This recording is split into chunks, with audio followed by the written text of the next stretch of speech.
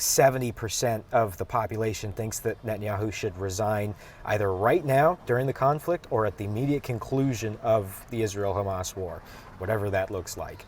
The Israeli public is out to get Netanyahu. What do we read into the withdrawal of most of Israeli troops from Gaza? Is this an acceptance that war cannot go on like this, or is this a preparation for the final assault on Hamas in the south of the region? Well, let's get a perspective from Zach Anders, who's a journalist who joins us live from Tel Aviv. Zach, welcome to the show. Good morning. Good morning. What do you think is happening? It looks like Israel is withdrawing, but is that really the whole story? Well, there's several ways I think you can look at this, and some of the conversations that I had yesterday led to a few conclusions. We're going from about 30,000 soldiers inside Gaza in January now to 4,000. And there's only one brigade that's going to be left, and this is primarily in the Netzarim corridor. This is where the IDF has split the Gaza Strip in two at its most narrow and least dense point. And they've laid waste to this corridor that they've situated. So there's no movement north or south between the two largest cities in the Gaza Strip anymore without going through this corridor that the IDF could remain in indefinitely. You could imagine a scenario where the IDF, the Israeli political leadership, says that this is the new normal and will maintain that corridor that they've bulldozed essentially forever. But as far as this withdrawal of the 98th Division, the conversations that I had with some of the sources close to what's happening in IDF leadership, some of them said, don't read that much into it. This is tactical. This was always going to happen. Others think that this is actually a rather big deal and potentially could be one of a few things. A play for the hostages. We remember the Hamas Red Line was that it needed to be a complete withdrawal. The Netanyahu government said, yeah, that's not going to happen, but do they meet in the middle? We heard this morning, there's breaking headlines here that there's potentially progress in Cairo and that all parties potentially are agreeing to a framework and are going to return to Cairo in 2 days. So that's some positive movement there. Also, this withdrawal could be a mix of attempting to get a hostage deal across the finish line and potentially baiting Hamas back into the area. We remember that this is what happened at Alifa Hospital. The IDF very early on in this campaign went into the hospital, said that they eliminated all Hamas within the area, the complex, and then left. And within the last 2 weeks, they go back to Alifa Hospital, and we see them say they engaged hundreds of Hamas, killed hundreds around the complex. This Khan Yunis is going to be a much greater example in scale, so that's going to be something to watch out for. And then one of the final and I think most far-stretched possibilities is that the timing of this withdrawal sure does line up with what's happening in the concerns for Iran and Hezbollah. I cover the north of Israel primarily and have seen a tremendous amount of equipment, armored personnel carriers, mobile artillery, tanks, all being moved to the north of the country before this announcement.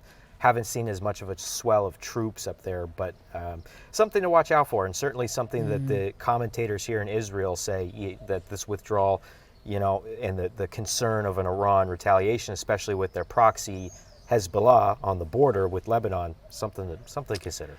That's really interesting, Zach. And what about some of the politics of what's going on? Because there's a report we've seen this morning saying that actually now Prime Minister Netanyahu is keen for a ceasefire. We know that, of course, President Biden had some quite sort of strong words with him after the deaths of those aid workers last week. Of course, we've seen the rallies over the last few days.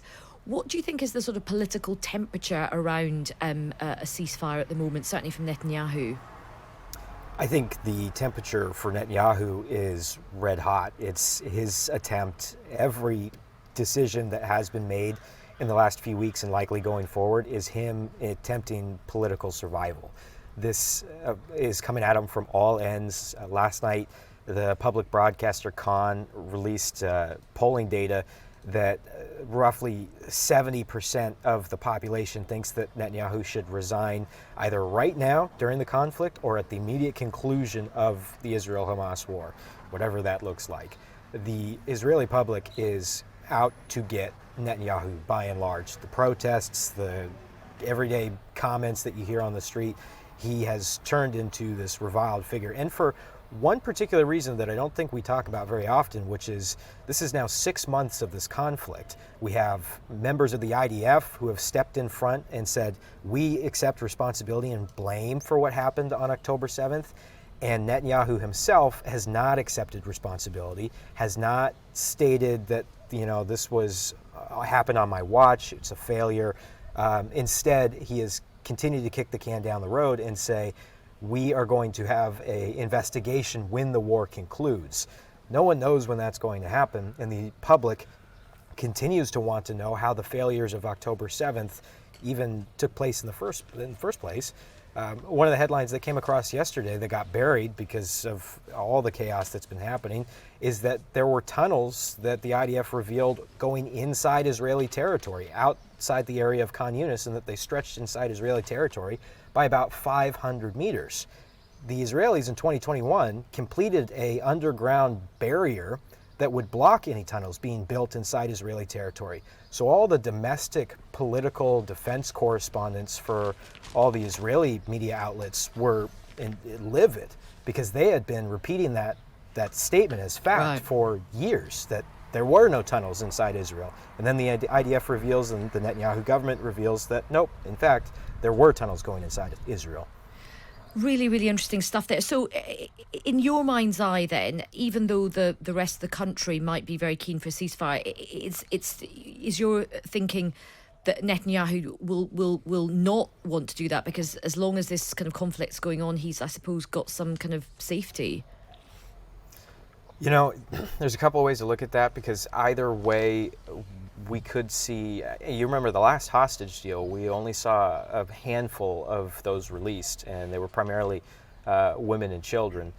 The next round of hostage talks, you're going to be after, there's still women remaining, presumably alive, but you're going to be entering into a whole round of new categories, and the reason why this hostage talk has dragged on for as long as it has is because there are soldiers, there are men that are held captive. The last bargaining chips, supposedly. So even if you get a hostage deal done in the interim, that doesn't look like I don't think, and from everything I've heard, you're not going to see all 133 of those hostages brought out over whatever length of ceasefire, that this is just another chance to maybe get a third of those out and the remaining children out. I got to remember, too, that the youngest hostage, Kafir Bibis, the 9-month-old, who's now over a year and a half, I believe, still presumably in there. Hamas has claimed that his brother, and his mother were killed, but we have no proof of life. So if this does continue to drag out, does that mean that Netanyahu continues to be the one leading this process? Not necessarily. We see Benny Gantz call for early elections in September. He's leading in the polls. If there was an election held today, I think a lot could change. It's going to be a long summer. And if this hostage deal does not get to completion, this one in particular, I think the lifespan of Netanyahu continues to rapidly decline. Well, look, Zach, really, really interesting to catch up with you. Thanks very much for your time.